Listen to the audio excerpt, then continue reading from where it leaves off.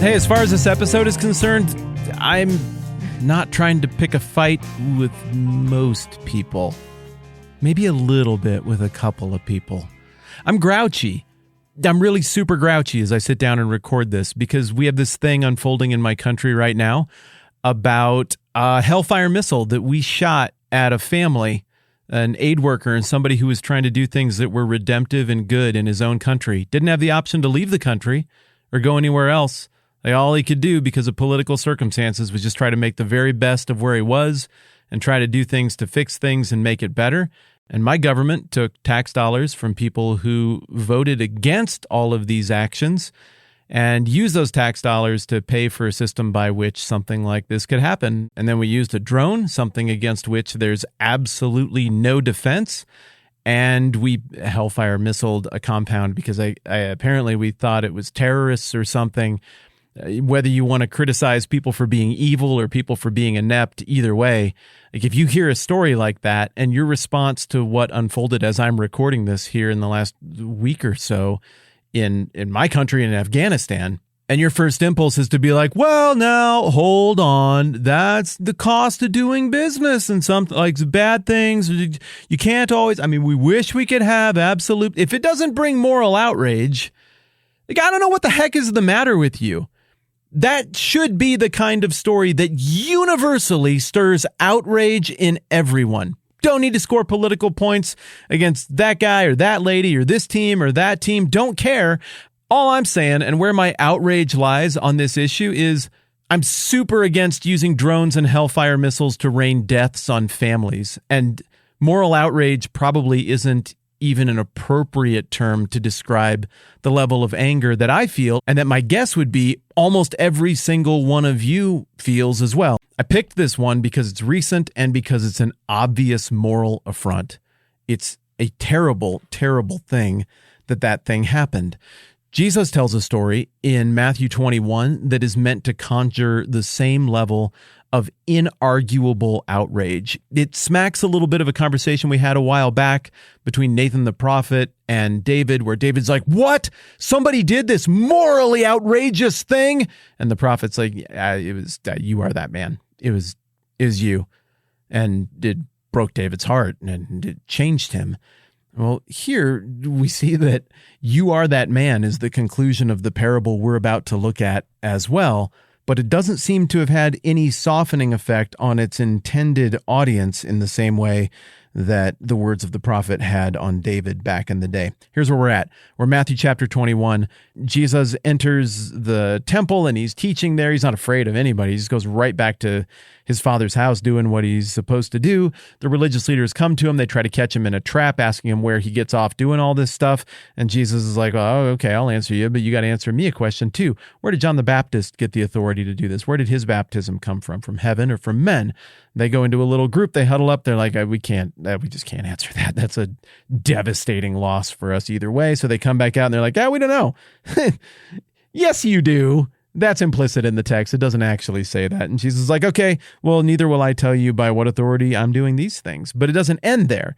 Jesus weathers their shot, and now he goes back on offense. And yesterday we looked at a parable where a landowner goes to his kid, and he's like, I go out into the vineyard and work, as you're supposed to do. And the kid's like, yeah, I'm not going to do that. But then he does it anyway. And he says to the second kid, I go out into the vineyard and work. And he's like, yeah, I'll definitely do that. But then he doesn't do it at all. And then Jesus is like, okay, well, which one of these two did the will of the Father? And the religious leaders who are still standing there awkwardly are like, we know it's the first. And Jesus is like, yeah, it's the first.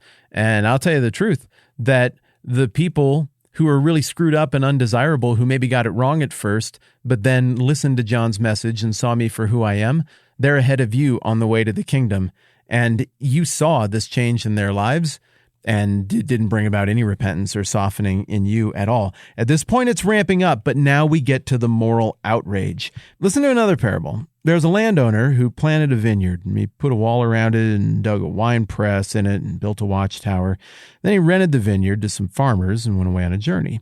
And when the harvest time approached, he sent his servants to the tenants to collect his fruit. Oh, this is normal enough. The tenants seized his servants, and they beat one, they killed another, and they stoned a third. Then he sent other servants to them, more than the first time, and the tenants treated them all the same way. Last of all, he sent his son to them. They'll respect my son, he said. But when the tenants saw the son, they said to each other, this is the heir. Come on, let's kill him and take the inheritance. So they took him, threw him out of the vineyard, and killed him. Therefore, when the owner of the vineyard comes, what will he do to those tenants? And then we get the reply from the religious leaders, which my interpretation of the story can only be delivered with begrudging voice. Yeah, he'll bring those wretches out to a wretched end, they replied, and he will rent the vineyard to other tenants who will give him his share of the crop at harvest time. Jesus said to them, have you never read the scriptures? The stone the builders rejected has become the capstone. The Lord has done this, and it's marvelous in our eyes. Therefore, I tell you, the kingdom of God will be taken away from you and given to people who will produce its fruit. He who falls on this stone will be broken to pieces, but he on whom it falls will be crushed. When the chief priests and the Pharisees heard Jesus' parable, they knew he was talking about them. They looked for a way to arrest him, but they were afraid of the crowd because the people held that he was a prophet. So very, very much here to work through. Did the story outrage you? I mean, it's supposed to. It's supposed to make you burn with righteous, just anger that these clowns, these underlings, these people who imagine that they're the ones who are in authority or that they're the owners or that, well, the master doesn't actually provide any value. I mean, what did he really do? Just own land? That doesn't do anything. Labor is the thing that actually produces value. So they get outraged and angry and they're like, kill the landlords. And so send the servants and just kill the servants. And then the king, who we've established from other parts of the book of Matthew, like the deal here culturally is like how you treat the king's representative is how you're treating the king. And what's crazy is that the king isn't like, I'm sorry, what now? Well, I'm sorry. I got to take this. You said, what happened to my servants that I sent to that one of many vineyards that I own? They did what? Yeah, ready the army. We're going to go and deal with this right now. No, get the sharp swords. I want the full armor.